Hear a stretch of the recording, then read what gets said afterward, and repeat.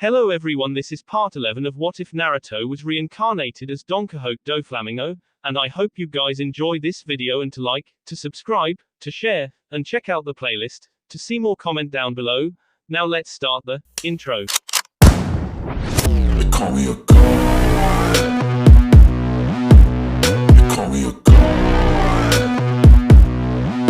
They call me a god. He was flying through the air at a rapid pace, quickly slamming into the forest below. There was an explosion of dirt and wood, the power of his impact creating a large crater in the surface of the earth. Doflamingo shook his head slightly, getting back up on his feet and looking upward. The man was there, just at the edge of the 5-foot-deep crater his body had created. He grit his teeth in annoyance, glaring at the new Akatsuki member that came to impede him.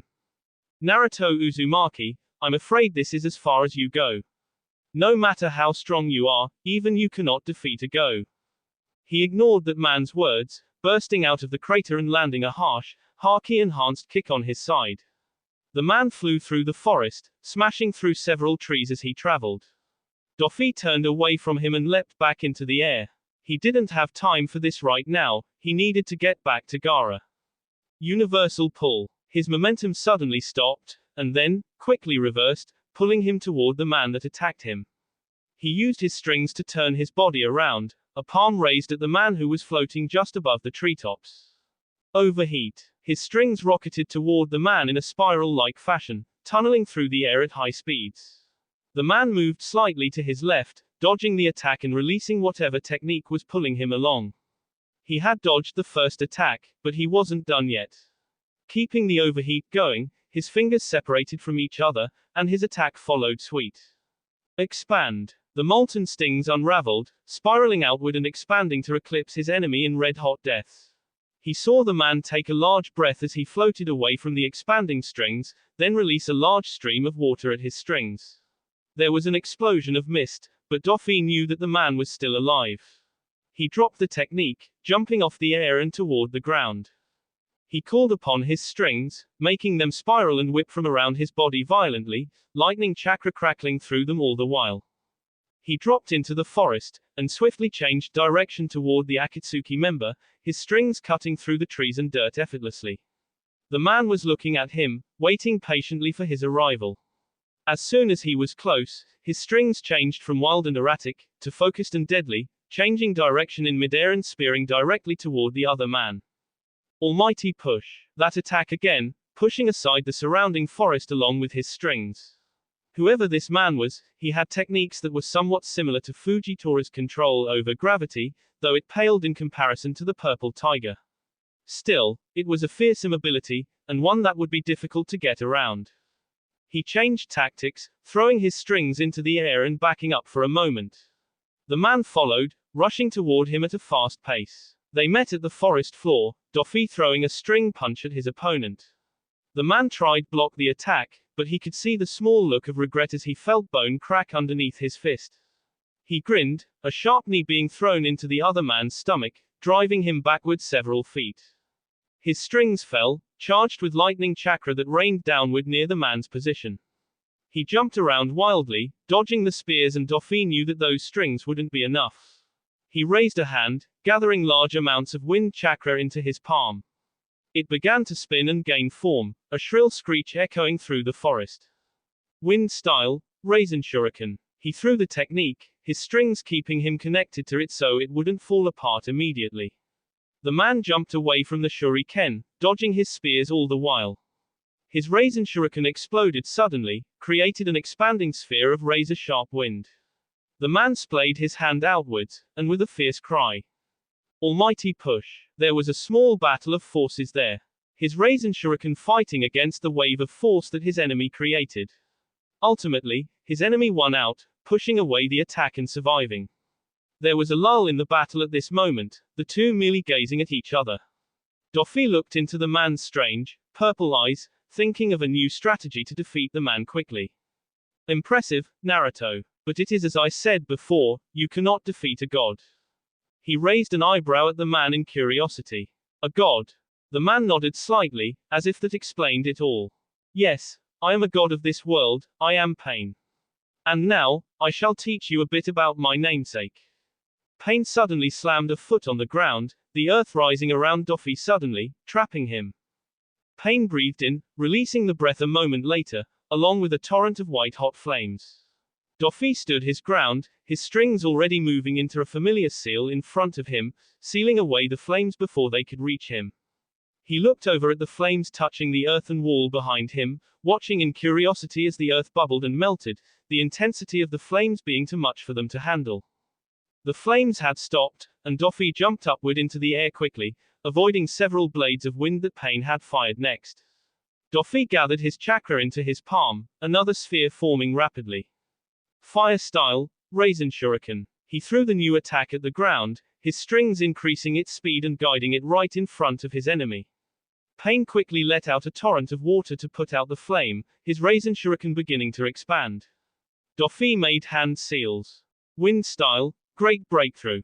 A blast of wind impacted the fiery sphere, enhancing its strength and making it expand faster and hotter than before. Pain quickly jumped away, trying to dodge the attack. Doffy couldn't see him anymore, the dust and mist blocking his view, but his haki could still sense the man. He saw a flash of light, and his instincts screamed at him a moment later. He moved quickly, jumping through the air as a bolt of lightning sliced through the air, meeting his former position. There were more coming, and Doffy sped through the air to get closer to his opponent, dodging the lightning arrows all the while.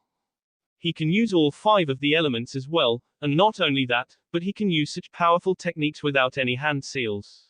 Just who are you, Pain? He ignored his own thoughts, now directly in front of the other man. He sent out a fierce punch, Pain using his hands to deflect the attack rather than block it as he did before. He sent out a kick, Pain using the same strategy as before. He was getting irritated, this man was skilled. Doffy danced around his opponent, sending attack after attack, only for Pain to almost perfectly deflect his attacks every time. Suddenly, Pain thrusted a palm toward him, Doffy raising his arms to block the strike. The hand stopped an inch from his forearms. Almighty push. Another wave of force struck him. Doffy dug his feet into the ground, his strings wrapping around the trees to stop his momentum, which finally stopped a few meters away from Pain. Doffy looked up at his opponent, a manic grin on his face. Well, congratulations, God, you've managed to piss me off. Chakra exploded outward from his body, the surrounding trees and earth cracking and splintering from the pressure that the release created. Doffy slowly kneeled toward the ground, placing his palms onto the dirt below. His chakra focused suddenly, the pressure disappearing as he fueled his next technique. Ever White. Baki glared angrily at the other council members, infuriated at their words. He couldn't believe what they were saying, wanting to give up on Gaara already and elect a new Kazekage. It was ridiculous, not sending a single one of their own shinobi out to save their own leader, relying entirely on the Leaf, a village they had betrayed, to do the job for them. He slammed his palms on the large desk in front of him. I cannot believe what I am hearing. You would rather choose a new Kazekage than even try saving Gaara. One of the council members turned toward him calmly. Baki, you know as well as the rest of us that Gaara is not someone that we should rely on. We chose him as Kazekage because we were in a crisis, but now we have begun to stabilize as a village. With this, we need a stable leader as well. I trust I don't have to remind you of Gaara's dangerous habits. Baki bore his teeth at the man, clearly frustrated. Habits that he hasn't shown signs of for almost 3 years. Gaara is a changed person now, that much is obvious. What is it going to take to convince you that we can trust him? Another member, an older woman this time, spoke up next.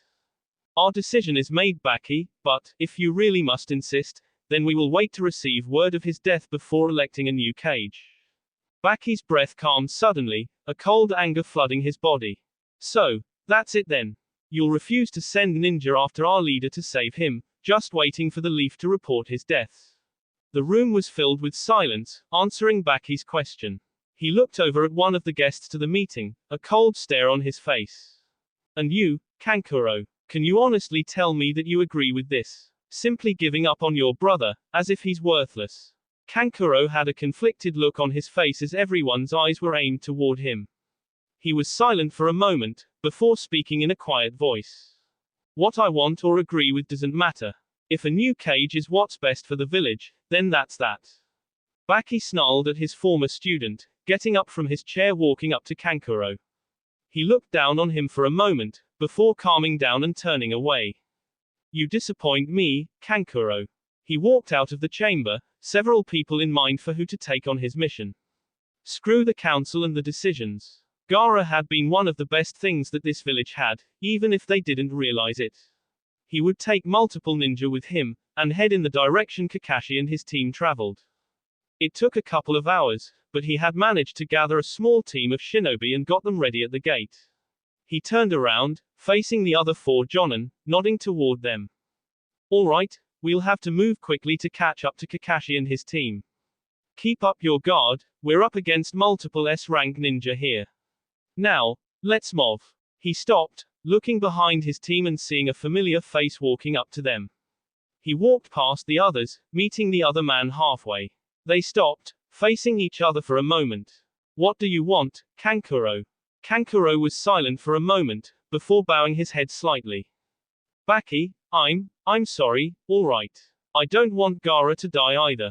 I know he's done a lot of bad stuff in the past, but, you're right, he's changed. It's just, whenever I see him, or think about him, I can't help but think about Temari, and the invasion. Baki looked at his former student for a moment, before sighing. Kankuro, I know Temari's betrayal was unexpected, but we both know she wasn't betraying us, she was saving her family. She wanted to help Gaara and you as well. Kankuro adopted an angry look, raising his voice. That doesn't make it right. There's more than just us in this village, and by joining the Leaf, she was saying that she didn't care about everyone else in this village. Baki nodded toward him. Perhaps, but that doesn't matter right now, not anymore. The fact is that Temari is a part of the Leaf, but she is still a part of your family, Kankuro. But, never mind that for now, we have a Kazekage to save. Kankuro nodded, Baki turning around and rejoining his team. They walked out of the gates, ready to leave before a voice interrupted them. Don't forget us either. He and his team turned around, stunned to see large groups of young ninja coming to join them. Baki remembered the one that spoke up, a short-time student of Gaara's, Matsuri if he remembered correctly. We want to help save Gaara too, Matsuri said, clearly nervous. Another ninja spoke up as well, she had black hair, and she was part of Matsuri's team. Yeah, there's no way we're gonna let Lord Gaara fight alone. With that, there was an uproar, the small army of ninjas singing Gaara's praises, and ready to join the fight. Baki couldn't help but smile at the sight. There was a small rush of movement, one of the Sans Anbu dropping in front of him, facing the large crowd of ninja. Hold it. This is an unsanctioned mission. You are not allowed to. Baki struck the Anbu hard across the head, knocking him unconscious. He grinned toward his new team, and led them to Kakashi's team, ready to save their leader. Hang on Gaara, your village is coming for you. Itachi looked at Team Kakashi, or, more specifically, at Sasuke. His little brother had grown so much, but how much stronger was he now? Itachi had tried his best to fuel his brother's anger, to create a drive and need for greater and greater strength. He couldn't protect Sasuke in this shinobi world, so he needed to make sure that Sasuke could protect himself. He readied himself, preparing for his brother's enraged attacks to come flying toward him. Ready to see just how strong he was now. Out of the way, Itachi. We don't have time for you right now. Or not. He masked his surprise under a veil of indifference, wondering about his brother's words. Just a few years ago, his brother threw himself at him, alone, with no regard for his own safety. Now, here he was, with a team at his back and Itachi by himself, yet he said he didn't have time for him. Interesting. Well then, little brother, I suppose you'll have to make time. Itachi brought a hand to his lips, firing a large fireball at Team Kakashi. There were quite a few of them, so he would need to watch carefully in order to track them all. They jumped away, dodging the fireball, and the young woman attacked first, Temari of the desert. She moved in quickly, a pair of small metal fans in her hand. She swiped one of them at him, his Sharingan detecting the small blades of wind that she had launched from her fan. He circled around her, dodging the attack and lashing out with a kick. The girl blocked his kick with her forearm easily, slightly surprising him. She swiped another fan toward him, Itachi stepping in close and grabbing the offending arm. He threw her over his shoulder and into the air away from him, jumping backward to avoid the spray of kunai and shuriken that Kakashi threw from the forest. Itachi threw his own at Temari while she was airborne, watching curiously as she kicked toward him in midair. He had seen this attack before from Naruto years ago, but this was different. Naruto's was clear and obvious, an almost glowing blade of wind that sliced through the air. Temari's was far subtler, almost invisible, but judging by the way it cut through his projectiles, it was just as deadly. His Sharingan easily tracked the blade through the air, Itachi flipping backwards and dodging it, throwing wind-enhanced shuriken at either side of him, aiming at Sasuke and Kakashi as they rushed toward him. The two batted his projectiles with lightning-enhanced kunai, reaching him just as he landed on the ground. The two sent out a kick, Sasuke aiming low and Kakashi aiming high. Itachi grabbed Kakashi's leg, vaulting up and over it to dodge both attacks, placing an explosive tag on Kakashi's thigh and kicking him away. He turned to Sasuke, ducking under a swipe of his kunai and bringing up his forearms to block a kick, the explosive note going off a moment later. His eyes widened as he looked at Sasuke's leg, seeing lightning chakra run through it. He jumped backward, narrowly avoiding being electrocuted. He grimaced slightly as Sasuke followed him, his limbs covered in lightning as he attacked. Itachi tried dodging every attack, not daring to touch him in his current state, but he was too fast. He was forced to block a straight punch to his chest, lightning chakra running through him, keeping him locked in place. A pair of hands burst from the ground, grabbing his ankles and pulling him into the ground. He looked over toward the explosion, seeing a small, empty crate, a shadow clone then. He spat a small stream of fire at Sasuke, forcing him to dodge backward, and performed a substitution with a shadow clone he had prepared before the fight. He was in the treetops now, looking down as his shadow clone was embedded into the ground. Kakashi burst out from the ground and onto his feet, landing next to Sasuke. His brother charged lightning into his hand, a spear of electricity jutted forward an instant later, spearing through his shadow clone. He was about to leap off the branch, when he heard the sound of a tree falling. He looked over to his left, seeing a large tree rushing through the air toward him. He jumped upward, dodging the tree and now able to see the other girl, Sakura, jump after him in the air, a fist reared back to strike him. Using both his hands, he redirected the punch, grabbing her arm and shifting his weight, throwing her toward the ground behind him. He landed on the ground, quickly jumping backward as the girl was already rushing back toward him. Her hands were glowing with chakra scalpels, swinging toward him with intent. Chakra scalpels with enough strength to tear a tree out of the ground and throw it were a dangerous combination. She would tear through him with a single strike if he let her. He dodged her punches while jumping backward, preparing for the rest of her team to come rushing back toward him. He watched as Sakura's feet shifted a bit strangely, his Sharingan eyeing the earth chakra rushing through her. He hopped upward, the ground at his feet turning to mud as he did so. Sakura punched at him while he was in the air. Itachi created a shadow clone to grab him and throw himself out of the way. The other three had joined Sakura by now, Itachi still in the air and just about to land on the ground again. Just before he did, he felt something grab him, pulling him and throwing him toward Team Kakashi. Looking behind him, he saw several chakra strings attached to his body, the older woman no doubt being the cause. He cut off the strings with a quick swipe of his hand, watching as Sakura sent a fist forward toward him. The strike was made early, Itachi creating another shadow clone to throw him out of the way once again. He soon realized that the strike wasn't made early, it was timed perfectly, the chakra surrounding her hand extending outward suddenly, the chakra scalpel slicing his left arm clean off. He grimaced at the loss, but he kept going, firing several bullets of water at his opponents. They scattered, dodging the attack, but Sasuke rushed toward him instead, taking to the air. Itachi made several one-handed seals. Fire style, Phoenix Flower Jutsu. The array of fiery bullets launched toward his brother, and Sasuke seemed to move in midair, a small explosion sounding out as he kicked off the air itself, another of Naruto's moves it would seem. He rushed through the air toward him, lightning chakra crackling off his body as he moved, now rushing at his position. Itachi jumped upward, his Sharingan watching as Sasuke's body suddenly stilled before it impacted the ground.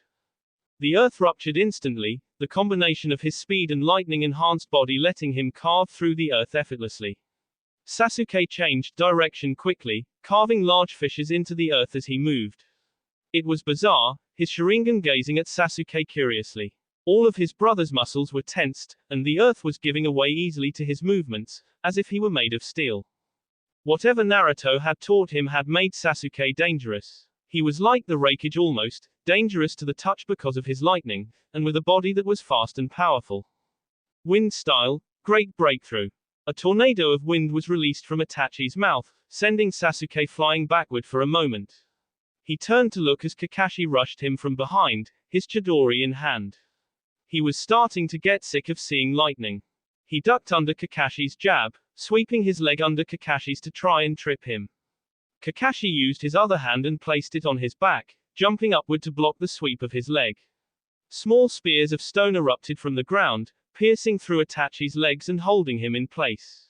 Kakashi finished vaulting over him, landing on the ground and turning quickly, the Chidori heading back toward him. Itachi leaned backward, the spears of stone holding him in place but still allowing him to dodge Kakashi's Chidori. His remaining arm reached over and grabbed the arm using the Chidori, pulling Kakashi and throwing him slightly further away. Itachi pulled out a kunai, enhancing it with wind chakra and cutting wildly as more stone spears appeared, trying to cut through him. He looked upward suddenly as a large explosion sounded out, seeing Sasuke rush toward him at an extreme pace. He brought up his kunai, trying to block Sasuke's attack, who sent a lightning-enhanced punch toward his chest. No, it wasn't a punch, instead, he had a single finger raised and rushing through the air.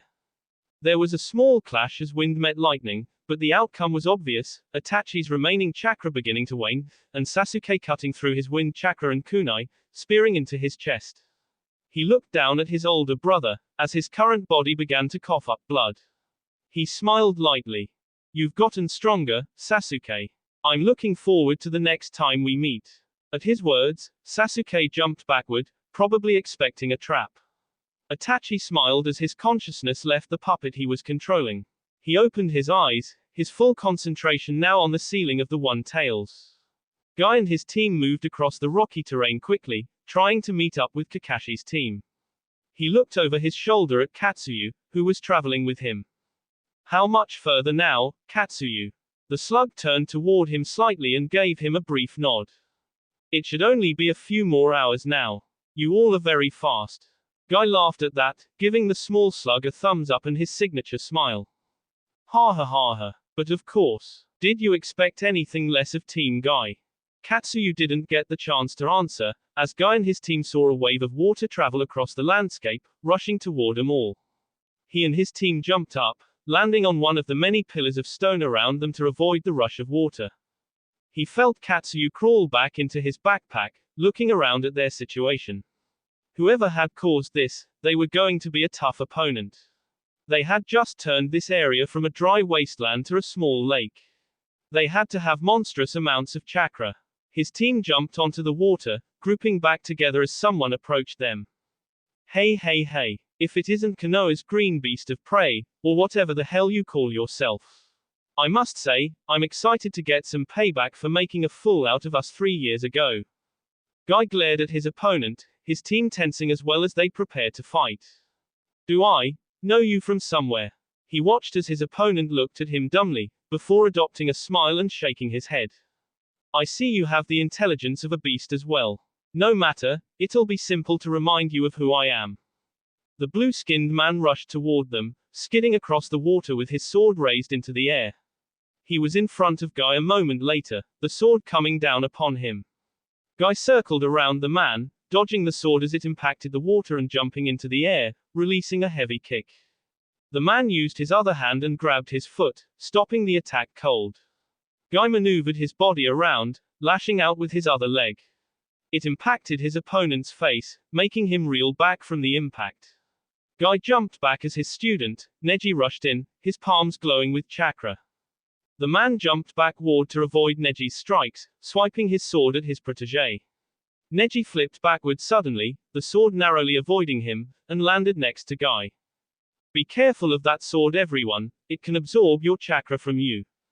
Guy narrowed his eyes at Neji's words. This guy sounded familiar, but he just couldn't place where he knew the man from. Lee walked forward to join him, with Tenten hanging back to provide long-range support. Guy looked over at his other student. Lee, do you think you can distract him for a bit? Lee nodded, pulling out a stick of bamboo to fight with. Guy gave further instructions. Tenten, cover Lee. Neji, the two of us will look for an opening and get that sword away from him. Lee nodded, rushing forward to meet his enemy. He and the Akatsuki member clashed weapons, bamboo meeting one of the legendary swords of the Hidden Mist. Tenten began throwing her weapons, blades that appeared from seals that she had on her wrists. Guy watched the fight intently, eager for an opening for him and Neji to exploit. Lee pushed the larger weapon aside, lashing out with a harsh kick on the man's chest, sending him flying back a bit. He saw Tenten rush in after him, the man soon stopping his momentum. She jumped into the air, her hands behind her as if she were holding something. Another puff of smoke, and in her hands was an enormous blade, soon crashing down on her enemy. The man brought up his sword to block the attack, Lee rushing in to take advantage of an opening. He jabbed forward with a single finger, piercing through the Akatsuki member's side, causing blood to flow.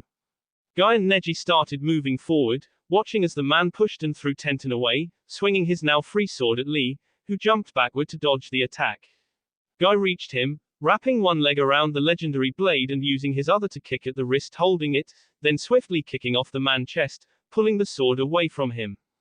Neji moved in next, ready to block his chakra points, but the man took a deep breath, blowing a torrent of water toward him, forcing him to jump away to avoid being crushed by the pressure. Guy grabbed the sword by the handle, rushing in to use the sword's chakra-stealing properties. He yelped out in pain as he felt something pierce through his hands, making him drop the sword. Throughout the handle, large blue spike had formed, and the sword was now swimming through the water, heading back to its wielder. The man laughed, scooping the sword back up into his hands. Hey, nice try, but this sword only accepts Kisame Hoshigaki as its master. It won't let anyone else wield them. That was a problem. The sword was dangerous and taking it away from Kisame was going to be extremely difficult. Guy looked over to Tenten, who nodded toward him in understanding. The only way they were going to get that sword away from him was to seal it away, something that Tenten was more than capable of. Alright then, enough playing around. Let's get a little serious here, shall we? Kisame placed his hands onto the water's surface. Water style, 5 hungry sharks. Guy looked into the water below them, seeing multiple sharks made of water erupt from Kisame's hands. Guy and Tenten jumped into the air, away from the shark that had burst from the water after them. Tenten threw her weapons at it, trying to dispel it, but the weapons merely passed straight through it. It reached him first, Guy using his legs to hold the shark's mouth open. He opened a couple of the gates to enhance his strength, landing a powerful punch on the shark's snout. It burst into a mass of water, falling back to the lake below. The two of them landed, watching as the shark reformed a moment later. Guy looked over, seeing Lee and Neji fighting the other sharks, two of them trying to skewer each of them. Wait a second, where is? His thoughts were interrupted as an explosion of water occurred behind him, making him turn around. Kisame had burst from the water, swiftly kicking Tenten away. Guy punched forward, grimacing as his fist was met with the hard scales of Kisame's sword. Water rose around him quickly, forming water clones that had their hands in a seal. Water style, water prison jutsu. Guy tried to jump away, but he was too late, the water enveloping him and holding him in place. He couldn't breathe, and the water was as hard as steel, the three clones working together to hold him in place. You just stay right here while I deal with your friends. Kisame's real body walked toward his team, who had gathered together after fighting off the sharks for a moment. The sharks gathered around Kisame for a moment, circling idly below his feet. Well, who should I kill first, I wonder? How about the girl? The water exploded, Kisame rushing towards his team. Neji stepped in front of them, a palm rushing through the air. 8 trigrams air palm. A shockwave of air hurtled toward Kisame, who swiftly changed direction, just barely dodging the attack before resuming his chase. Lee stepped forward this time, swinging a fist at the man, with Kisame swinging his sword at his student. There was a shriek of pain, surprising everyone on the watery battlefield. Kisame jumped back, a frown on his face as he stared at his sword. Guy's eyes widened, seeing several cracks run up and down the steel-like scales. Now isn't that impressive? Never thought I would see someone be able to hurt Samehade. But you shouldn't break people's things, it's very rude. Kisum rushed back with a grunt, meeting Lee once again. Lee swung his bamboo, which Kisum swiftly ducked under, sending a fist at Lee's stomach. Lee brought his other hand toward the attack, catching Kisum's fist in his hand, stopping it cold. Neji attacked next, his palms moving quickly as he made to seal away Kisum's chakra points. Kisum tried to jump away, but multiple chains wrapped around him, Tenten holding them and pulling them tight to hold him in place. Kisum cut the chakra off at his feet, making him drop into the water below. Guy, meanwhile, struggled against his cage, unable to escape. He considered opening the gates, when he realized he wouldn't need to. A pillar of earth shot up from beneath him and the clones, making them stand on dry land. Spears of stone shot outward soon after, piercing through the clones and making the prison dispel. Guy landed on his knees, swiftly getting back to his feet as he coughed up a bit of water. Looking over, he saw Lee standing next to him now, helping him up. He looked back to the fight happening with Kisum, seeing the man shatter the chains with a burst of strength, the sharks appearing once again to attack Neji and Tenten. He looked over to Lee. We need to take down Kisum immediately, otherwise those sharks are going to wear us down. If you can distract him for just a moment, I can take care of him. Lee looked at him for a moment before nodding, pulling out the stick of bamboo. Guy dived into the water, heading toward the ground. He looked up as he focused intently, preparing to open up to the sixth gate.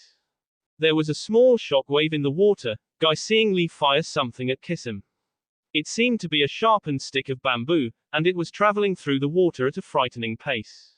Kisum saw it as well, swiftly bringing up his sword to block the attack. It didn't work. The arrow pierced through Samehade, Kisum turning at the last minute so the arrow would only go through his shoulder, instead of his heart. Guy saw his chance, the gates opening and a surge of strength and chakra flowing through him. A vortex began to form, the sheer energy released by the sixth gate view making the water swirl around him. Guy burst off the ground, the earth shattering underneath him as he entered the water, appearing to teleport directly in front of Kisum. He fired off a powerful kick, launching Kisum out of the water and into the air, where Guy swiftly followed. Guy began to punch wildly, punching faster and faster until the speed of his attacks caused his fists to ignite. He pummeled Kisum with all the strength the sixth gate granted him, performing one of his signature techniques. Morning Peacock. When he was finished, Guy fell toward the ground, watching as Kisum fell too, unconscious. He landed on the water, stumbling slightly before Neji caught him. You all right, sensei? He grinned at his student, feeling the water below him begin to recede and disappear. But of course, I just need to rest for a few minutes and then I'm good to go. The water disappeared, the rocky landscape returning as his team gathered together once again. They began to walk toward Kisum's body, to make sure he was finished. Tenten spoke up as they did so. You didn't have to go that far, sensei. We could have handled him without you tiring yourself out. Guy nodded as they approached the body, Neji helping him walk for a moment. Yes, probably, but we had no idea what other tricks he may have had. It was better to just take him out in one attack. They reached the body, Katsuyu crawling out of Guy's backpack. Guy stared at the man's face for a moment. The hell, this wasn't the person he was fighting, in fact, the sword he was carrying had changed too, becoming a regular claymore with several cracks in it. Katsuyu began to try and explain. It would seem Kakashi's team ran into something similar. They had fought Itachi Uchiha a moment ago and, upon defeating him, their body transformed into someone else's. Lee knelt and examined the smoking body, still hot from Guy's attack. They're trying to delay us, using a type of clone technique that creates perfect copies of themselves, at the cost of a living sacrifice. We should get moving, and quickly. Who know how much time we have left? Guy nodded, shaking off the pain and fatigue that the sixth gate had brought him. His team began moving faster than ever, though his body disagreed with the endeavor. Still, they didn't have time to waste, they had a mission to complete. Pain watched as the wave of strings rolled towards him, knocking down several trees as it approached him. He floated into the air, the strings rising to meet him, coming together to form several spears with blackened ends. Flap thread. Naruto's voice called out the name of the attack, hundreds of arrows rushing toward him. Pain dodged in various directions, the sharp strings cutting into his skin as he was unable to dodge them all. They coiled around him, soon spearing toward him from all directions. He thrust his arms out to his sides. Almighty push. The threads bounced off the wave of force, giving him a moment to breathe. Naruto appeared a few meters before him a second later, making his eyes widen in surprise. Naruto raised a palm at him, preparing to attack. Overheat. Pain dropped to the ground to dodge the attack, only to look in confusion as it never came. He felt something spear through his chest, making him look down to see the familiar beam of red-hot strings come from behind him. Looking up, he saw the Naruto in the air disappear in a puff of smoke, a shadow clone. Pain moved as soon as the beam disappeared, feeling his body begin to die. Lightning chakra formed in Pain's palm, forming spears that he threw at the real Naruto, who was rushing into the air after him. Naruto sent several strings imbued with wind chakra, slicing through the lightning bolts that he had sent toward him. He grimaced as Naruto reached him, sending a punch toward the blonde. Naruto swatted it aside, grabbing his head and pulling him into his knee. Pain could feel his body's bones crack and splinter at the attack. He thrust out a hand, eager to push the blonde away from him. Almighty. He lost the arm a second later, string coiling around it and tightening, the fire chakra coursing through them, searing through his skin. Pain fired a ball of flame, and Naruto followed it with a blast of water, a heavy mist saturating the area as Pain jumped back. Pain cut off his levitation, wanting to get back to the ground, when he found himself suspended in mid-air, something holding him up. His Rinnegan saw what was happening, Naruto's chakra still permeating the mist, creating new strings from the vapor to use against him. He struggled against the strings for a moment, feeling them begin to snap. These ones seemed to be weaker than his usual strings, but they were still deadly, and he needed to escape them as quickly as he could. He tried to get away as a water clone formed out of the mist, sending a harsh kick toward his stomach. It didn't work, the strings snapping as he was thrown down into the forest. He landed with a crash, the earth separating at his arrival, the trees being blown away formed the force of his impact. Pain looked up, quickly rolling away and jumping as Naruto came down from the sky, slamming down into his previous position. Pain began to fly back into the sky, but felt something tie around his body, pulling him backward. Naruto was back up, his strings wrapped around him and pulling him closer. Pain was about to use his almighty push once again, but couldn't when electricity traveled up the wire, shocking him and paralyzing his body. He felt Naruto's fist land into his stomach, having finally been pulled back toward him. Pain fell to the ground, his body not responding correctly any longer. The strings unraveled, Naruto looking down on him as he lay there. So, this is a god. I must say, I'm very disappointed. I was hoping you would be more of a challenge really. Pain said nothing, merely looking back toward the blonde. Well, so long. Naruto stopped, surprising Pain, looking as if he were deep in thought. On second thought, I have a question for you, Pain. Tell me, where did you get those eyes of yours? Pain didn't answer him, there was no reason to. Naruto, you really have gotten powerful. Itachi was right to worry about you. However, your strength will only delay the inevitable. I already told you, I am a god of this world, I am Pain. Through Pain, I will create an entirely new world, and these eyes will help me see that through. Naruto raised an eyebrow at him, crouching down towards him. Through Pain. You intend to bring a new era through a bit of pain. He tried to nod his head, but was unable, he simply responded. Yes, it is through pain that we can understand one another. It is pain that binds us all together. I will show this world what pain really is, and with that demonstration, the world will know peace. Tell me, Naruto, do you know pain as well? He watched Naruto's impassive face curiously, before he finally spoke.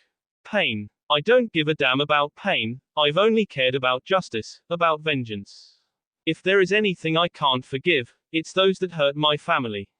Those that do, will know pain through these two things. Pain closed his eyes in understanding.